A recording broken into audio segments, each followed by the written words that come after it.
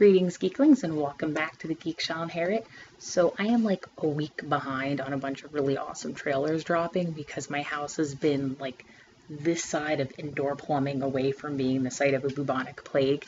But now we are going to catch up on some of the trailer reactions we've missed so far before I continue back into sort of spoopy games with Rusty Lake and a few other things to celebrate Halloween month. But before we begin, don't forget to hit that subscribe button and ring the notification bell so that you can always be a part of Geek Nation. So the first one we're going to pick is the new trailer for the new Miles Morales Spider-Man movie. If you don't know, it's a full-length animated feature, but it is coming to theaters, which is really exciting because Miles Morales was a Spider-Man character that was introduced to very popular acceptance, which was awesome because he had really big Spidey shoes to fill coming in for Peter Parker after the Ultimate Spider-Man line. And so this story has already been dropped once with the first trailer, but the second one's giving us a little bit more detail about the Spider-Verse component and not just showcasing that it's a Miles Morales Spider-Man story. So I am excited to see what they have in store for us. So let's go ahead and find out. Is what makes you Spider-Man. I'm going to start that over. There we go. What makes you different is what makes you Spider-Man. My name is Peter Parker. I'm pretty sure you know the rest. I saved the city, fell in love. Then I saved the city again and again and again. Look, I'm a comic book, a cereal, I did a Christmas album, and a so-so popsicle. But this isn't about me. Not anymore. Spider-Man swings in once a day, zip zap zop in his little mask and answers to no one. I love you, Miles. Yeah, I know that. You gotta say I love you back. Dad, are you serious? I wanna hear it. Look at this place. Dad, I love you. Dad, I love you. That's a copy. Ladies and gentlemen, my name is Miles Morales. I'm the one and only Spider-Man. At least that's what I thought. You ever hear of the Super Collider? You're gonna love this. Dimension opening now. You're like me. That's impossible. All right, kid, listen up. This fry is your universe. It's soggy, it's weird, it's gross. And this delicious normal fry is my universe. So you want to learn to be Spider-Man? Can you teach me? Yes, I can. Time to swing. Good, you're doing it. Double tap to release and whip it out again. Okay. Whip. And release. You're a natural. Whip.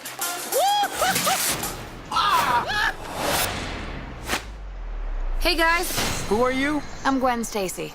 Yeah, you are. I'm from another dimension. How many more spider people are there?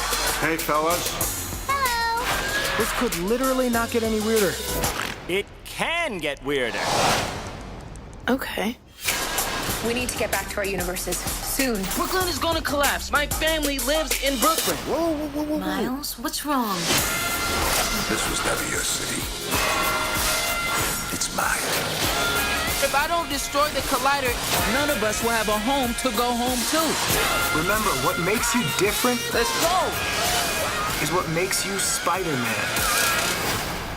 Officer, I love you. Wait, what? That way. Oh my god. Other way. Do animals talk in this dimension? Because I don't want to freak them out. Too late.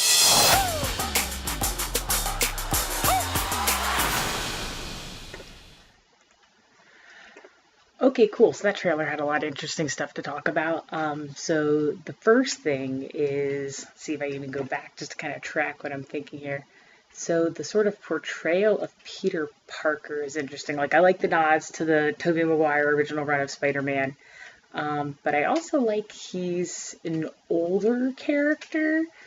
Not just in the sense that you get that he's established as Spider-Man. And obviously the public's perspective on Spider-Man has shifted if he's talking about he's got a cereal and he's got comic books and he's got an album. Where was that? Hold on, let me find that again. Yeah, he's got an album, which, oh man, checking out this song list. It's beginning to look a lot like a non-denominational holiday. Joy to the world that I just saved. Okay, Sony, the first thing we're going to say is regardless of how well this movie does or does not do, you absolutely have to release Spider-Man's Christmas album. You're releasing the movie at Christmas, like a free copy with every ticket or something. I will be sending you an email. So clearly this Peter Parker, even before we really see that he's older, which you can tell appearance-wise, we know he's more established as a hero, and we see later in the trailer it looks like he's going to be taking on that mentor role to Miles Morales, which is kind of nice because that's sort of what's paralleled in the new Spider-Man game for PS4 if you haven't played that. So that part's pretty cool. Let's see if I can find like an actual just image of him though.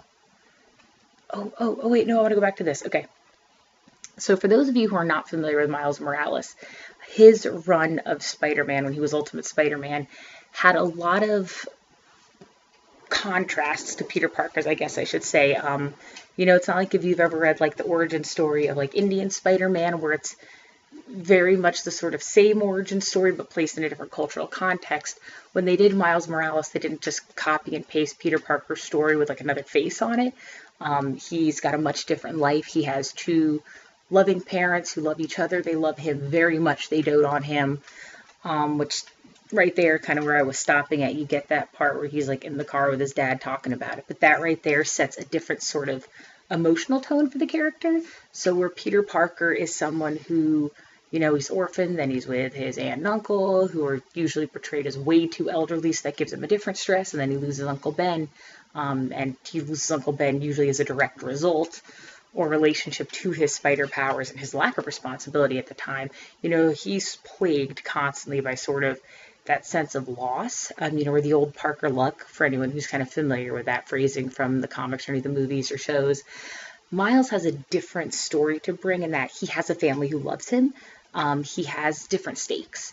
So Peter was always very protective of his identity, even when he was 15 and first started, because he understood that by making enemies, he was putting a target on his back, and that by protecting his identity, he was effectively keeping that target off of people like Aunt May or any of his friends, you know, Gwen, Harry, Liz, MJ, whoever is involved in whichever iteration you're talking about.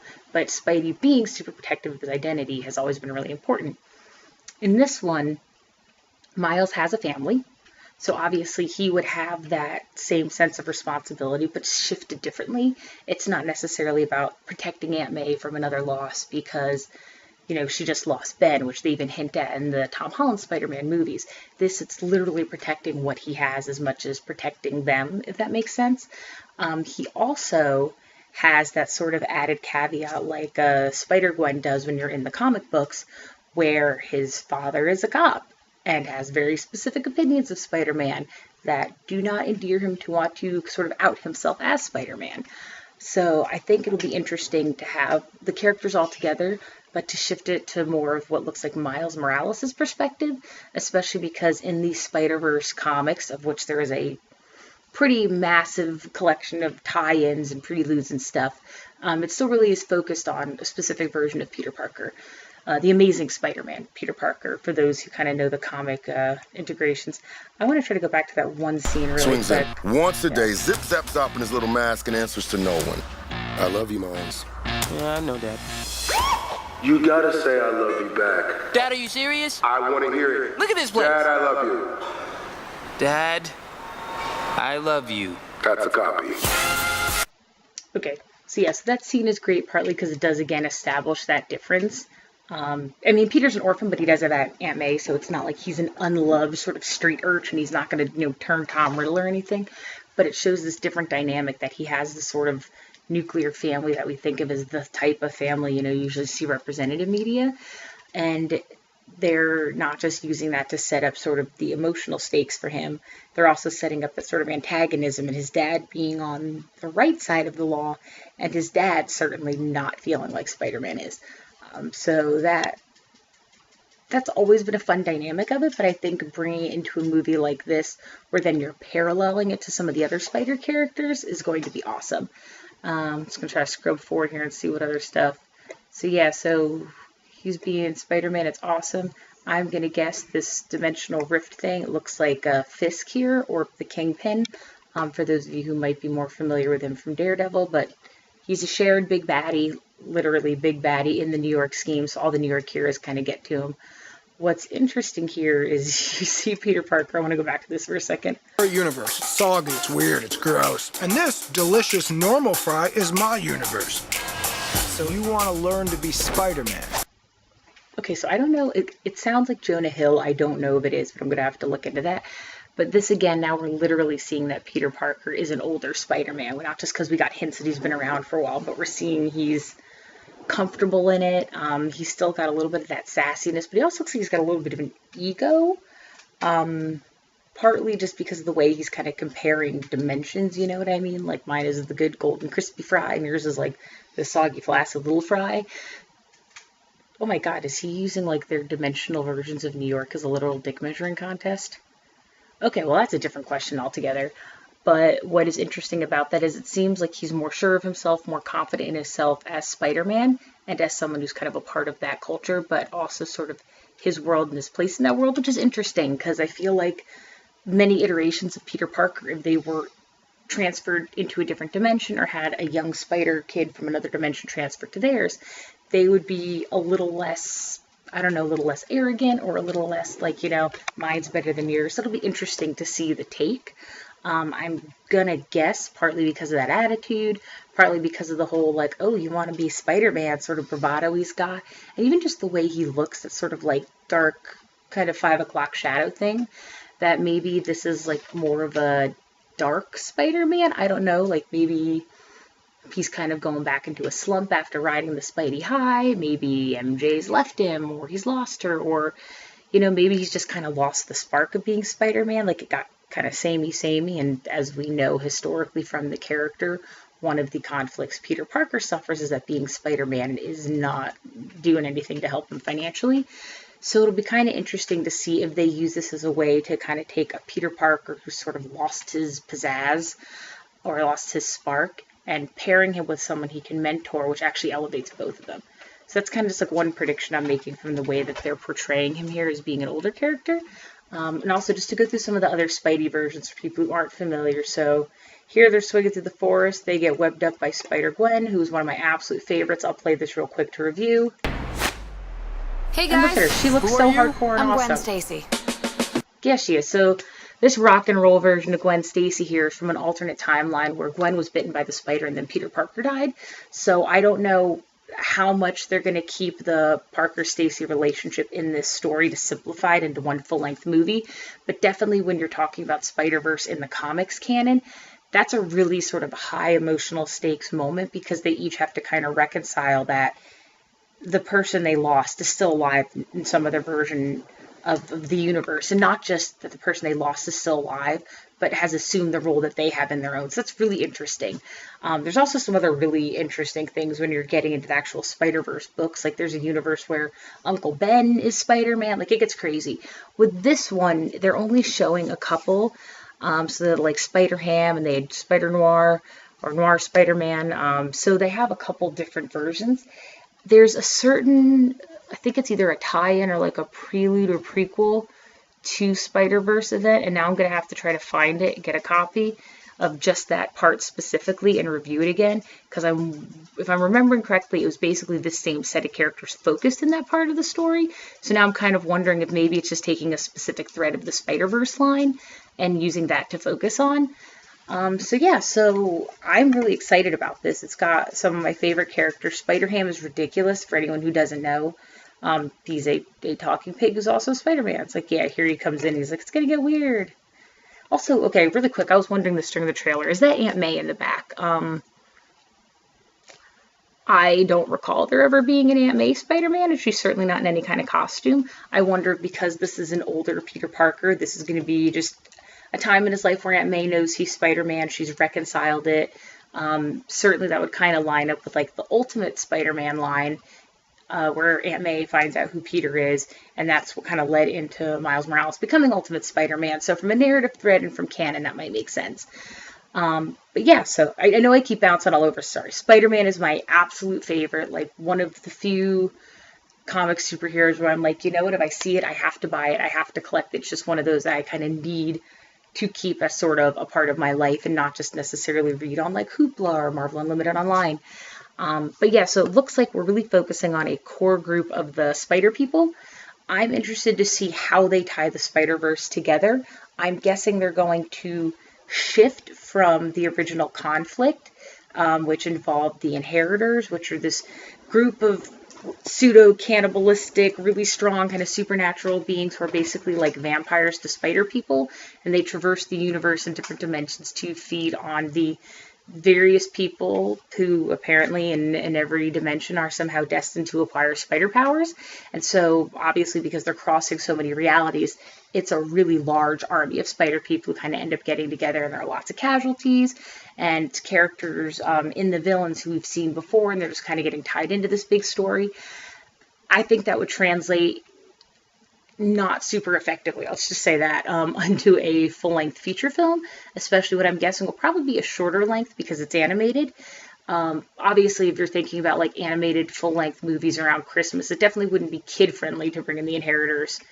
It'd be very hard to make that more family-friendly and not kind of ruin the story, but it's also just such a huge story, and it pulls out well over multiple comics and spreads out. It's like a really interesting web if you look at the way the stories go. A web. But I think this is going to focus on the idea that Kingpin, Fisk, has found some way to open dimensions for, you know, insert bad guy ex machina here to get a plot going. You know, it's going to make him money. It's going to help him be in power. All the things that he's about and all the villains are about. That's going to open the dimensional rifts. And I think this is going to be focused more on preserving all the realities and using that as an excuse to bring a smaller subset of the characters together. But I think it's really cool. I understand the translations that they would have to make here from the books to make it work, and especially after seeing how well the MCU handled translating Civil War, which is my favorite comic event ever, and how they did a great job of focusing it down on a core set of characters and a core issue, like translating that well into something that fit into a 2-hour movie, 220, whatever, but like a full-length movie, and kept the central themes without trying to overcomplicate it with all these different story arcs and all these different characters. I think this is going to kind of take that same approach and take the same themes and the core group of characters that you really want to see from the Spider-Verse and bring them together and give us something new and give it from Miles' perspective. So I'm really excited. I will probably do another video on this, doing some predictions or something as it comes up. I'm definitely going to try to track down the one comic I was thinking of and see if I'm right, if it's the same set of spider people or not. But yeah, so I'm jazzed. We'll get some more about this. Look, we've got a few months. We can kind of talk about it and have some speculations. If you're interested in learning more about the Spider-Verse conflict, I believe that the Comic Storian did a bit about it. If you've never seen Comic Storian, it's an awesome YouTube channel, probably like the best job in the world. Does sort of summary overviews of major comic book storylines and series, uses original images but with the text removed or edited so that way there's not copyright issues, and he uses his epic voice to give these great sort of dramatic summaries of these stories. So if you've forgotten something you read a long time ago, or maybe you're just trying to catch up and you don't have time to go back and read them all, or it's just something like this, we want to get some outside information to bring in, it is a great way to get some of that information, and it's a really fun channel, so definitely check them out if you're interested in learning more about Spider-Verse, and we will be back to form some more theories together coming forward. All right, thanks guys. See you next time.